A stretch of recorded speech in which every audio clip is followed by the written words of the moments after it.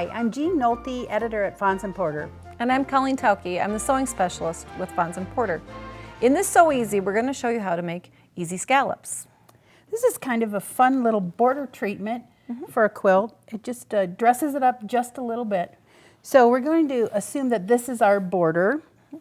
This is a bias strip that we've cut, and you can see you might have to piece it to make it long enough, and then pressed in half with wrong sides together. So this is 2 thicknesses here.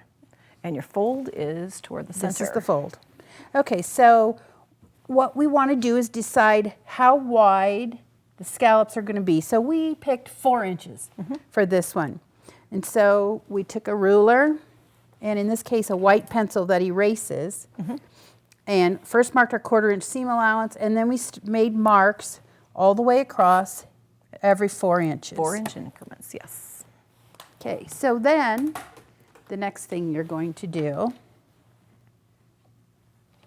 is we basted this just so it wouldn't I was slip. figuring that with that many layers of, and it's going to be a border treatment, I want that to stay stable, and it is bias cut. I went and set my machine for a little bit longer stitch length and basted the outer edges together. Right, and anytime you have bias, you want to be careful so you don't stretch it, because that's easy to do. Okay, so I see these little stitches here.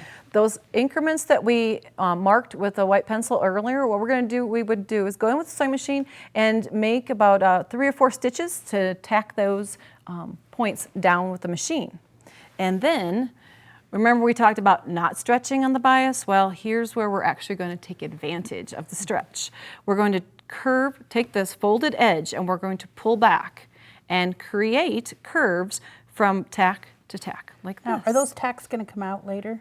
No, they're actually, you would use a matching thread here. Okay. Good I was going good to say, point. because those are going to stick out. I wanted you to see them, but you would use a matching thread here when you made those little tacking marks. Okay, so they will stay, so you'd want them to match. Right, and so you're going to go along, pulling back that bias edge, and you're going to create a gentle scallop. And to start that out, you're going to go to the ironing board, and you're going to use a warm iron to pull back approximately a 1/4 inch at the deepest part of the curve, and that will give that some steam. fabric just kind of a memory of where that line is at. So then you can take them to the sewing machine. One. And there's 2.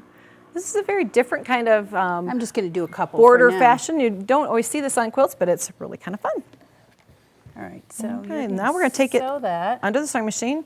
Now you would use a different color thread than what I'm probably using today. So you would want to use matching thread probably, so it didn't show.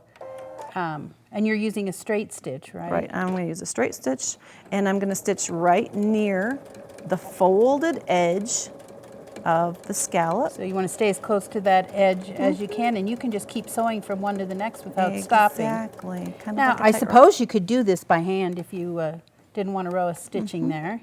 It kind of reminds me of cathedral window quilts. It's the same technique, basically. That curve is pulled back and creates a real gentle curve.